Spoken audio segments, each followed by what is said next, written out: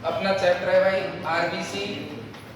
अपने जो कल तक पढ़ा उससे आगे आज पढ़ेंगे आरबीसी के बारे में।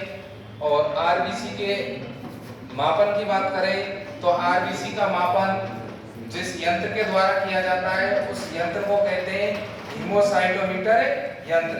क्या आरबीसी का मापन किसी भी जीव में आरबीसी की संख्या का जो पता लगाया जाता है वो हीमोसाइटोमीटर यंत्र के द्वारा लगाया जाता है। किस यंत्र के द्वारा? हीमोसाइटोमीटर यंत्र के द्वारा। क्या यानी मनुष्य में आरबीसी का मापन हीमोसाइटोमीटर यंत्र के द्वारा लगाया जाता है। अगला क्वेश्चन पूछेगा आरबीसी की संख्या। क्या पूछेगा भाई? आरबीसी की संख्या। आरबीसी की संख्या की बात करें तो आरबीसी की पुरुषों में जो संख्या है वो 50 से 55 लाख एमएमक्यू के मध्य होगी। जबकि महिलाओं की बात करें, क्या महिलाओं में आरबीसी की संख्या कितना होगी? 45 से 50 लाख एमएमक्यू के मध्य। अगला क्वेश्चन पूछेगा क्या यानी आरबीसी का निर्माण अथवा आरबीसी का बनना क्या कहलाता है? तो सबका जवाब होना चाहिए कि आरबीसी का निर्माण क्या कहलाएगा? हीमोसाइटोसिस कहलाता है। क्या कहलाता है? हीमोसाइटोसिस। क्या आरबीसी के निर्माण को हीमोसाइटोसिस कहा जाता है? क्या कहा जाता है भाई? हीमोसाइटोसिस। अगला क्वेश्चन पूछता है क्या यानी ऊंचाई पर जाने पर आरबीसी की संख्या में क्या होती है? बढ़ोतरी होती है अर्थात वृद्धि होती है। कि जब कोई व्यक्ति ऊंचाई पर जाता है धरातल से तो उसकी जो आरबीसी की संख्या है उसमें क्या हो जाएगी? उसकी संख्या में वृद्धि होगी। क्या होगी? वृद्धि, अर्थात आरबीसी की संख्या बढ़ जाती है। अगला क्वेश्चन पूछेगा कि यदि किसी व्यक्ति में आरबीसी की अधिकता हो जाए अचानक, यदि किसी व्यक्ति में अचानक से किसकी वृद्धि हो जाए? आरबीसी की वृद्धि हो जाए तो आरबीसी का बढ़ना क्या कहलाएगा? सबका जवाब होना चाहिए कि आरबीसी का बढ़ना पॉलीसाइथेमिया कहलाता है। क्या कहलाता है आरबीसी का बढ़ना? पॉलीसाइथेमिया। क्या आरबीसी का बढ़ना पॉलीसाइथेमिया कहलाता है?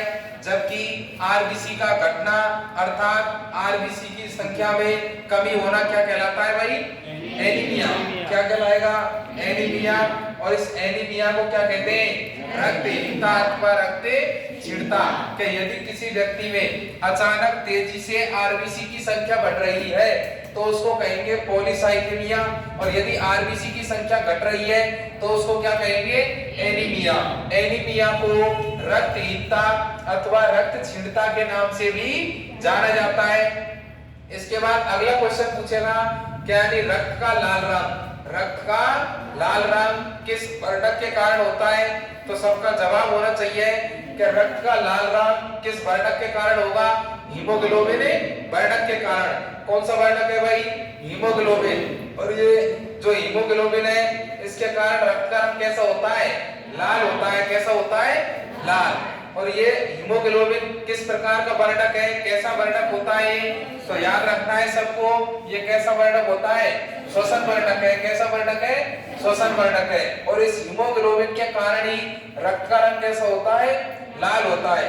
अगली बात करें कि ये जो हीमोग्लोबिन है ये दो शब्दों से मिलकर बना है। पहला है जिसे कहते हैं हीम। क्या कहते हैं? हीम। दूसरा है ग्लोबिन। दूसरा क्या है? ग्लोबिन। हीम का कितना प्रतिशत होता है इसमें? 5%। और ग्लोबिन कितने मात्रा में उपस्थित होती है? 95% भाग में उपस्थित होती है। इसको क्या कहते हैं भाई? ये क्या है? एक प्रकार की प्रोटीन है। क्या एक प्रकार की है? प्रोटीन है। इसके बाद में इस हीम की बात करें तो ये जो तत्व है फेरस तत्व। कौन सा तत्व है? फेरस तत्व है, जिसे कहते हैं आयरन अथवा लोहा। इसका प्रतीक चिन्ह क्या होगा? Fe+2। यानी हीमोग्लोबिन में कौन सा तत्व पाया जाता है? तो जवाब होना चाहिए फेरस तत्व। कौन सा तत्व है? फेरस तत्व, जिसे कहते हैं अपन सामान्य भाषा में आयरन अथवा लोहा। इसके बाद में अगला क्वेश्चन पूछेगा क्या यानी ऑक्सी हीमोग्लोबिन का बनना। ऑक्सी हीमोग्लोबिन का बनना किस प्रकार की अभिक्रिया है? तो सबका जवाब होना चाहिए ऑक्सीजनीकरण अभिक्रिया। क्या यानी ऑक्सी हीमोग्लोबिन का बनना, किसका बनना भाई? ऑक्सी हीमोग्लोबिन का बनना किस प्रकार की अभिक्रिया है?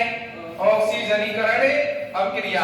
अगला क्वेश्चन पूछेगा यानी Pb plus O3 equal to haemoglobin, और हीमोग्लोबिन का जो बनना है अर्थात इसका निर्माण, ये किस अभिक्रिया कहेंगे इसको?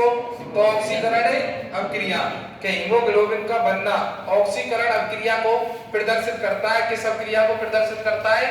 ऑक्सीकरण अभिक्रिया को। जबकि ऑक्सी हीमोग्लोबिन का बनना किस अभिक्रिया को दर्शाता है? ऑक्सीजनीकरण अभिक्रिया। और ये कैसा वर्णक है?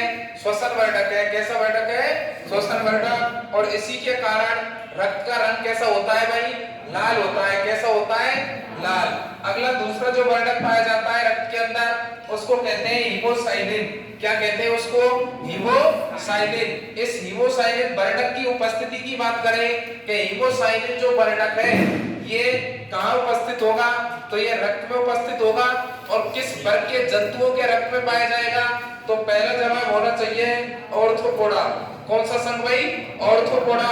और अगला मोलस्का। क्या ऑर्थ्रोपोडा और मोलस्का संघ के जंतुओं में, ऑर्थ्रोपोडा और मोलस्का संघ के जंतुओं में कौन सा वर्णक पाया जाता है? तो जवाब क्या होना चाहिए? हीमोसाइनिन। क्या ऑर्थ्रोपोडा और मोलस्का संघ के जंतुओं में हीमोसाइनिन वर्णक पाया जाता है। और इस हीमोसाइनिन वर्णक के कारण ही ऑर्थ्रोपोडा तथा मोलस्का संघ के जंतुओं के रंग का रंग कैसा होता है? नीला होता है। इनका रक्त के रंग का रंग कैसा होगा भाई? नीला। किस वर्ग के जंतुओं का? ऑर्थ्रोपोडा मोलस्का संघ के जंतुओं का। क्यों? क्योंकि इनके रक्त का रंग जो है वो नीला होगा। किसके कारण? हीमोसाइनिन वर्णक के कारण। जबकि मनुष्य के रक्त का रंग लाल होगा। किस वर्णक के कारण? हीमोग्लोबिन वर्णक के कारण। अगला क्वेश्चन पूछेगा कि हीमोसाइनिन में कौन सा तत्व उपस्थित होता है? तो कौन सा तत्व उपस्थित होगा भाई? Cu+ यानी कॉपर तत्व उपस्थित होगा। किस वर्णक में? हीमोसाइनिन वर्णक में। अगला क्वेश्चन पूछेगा कि तिलचट्टा अथवा कॉकरोच के रक्त का रंग कैसा होता है? तो जवाब होना चाहिए कि कॉकरोच का रक्त के रंग जो होता है वो रक्त रंगहीन होता है। कैसा होता है? रंगहीन होता है। कि कॉकरोच का जो रक्त है उसका जो रंग होगा वो कैसा होगा? रक्तहीन होगा। अर्थात उसको अपन सफेद कह सकते हैं एक तरीके से। तो यह है भाई अपनी आरबीसी। कल एक भाग इसका हमने कल पढ़ा और आज ये दूसरा भाग कि इसका जो मापन किया जाता है वो किस यंत्र के द्वारा किया जाता है? हीमोसाइटोमीटर यंत्र के द्वारा किया जाता है।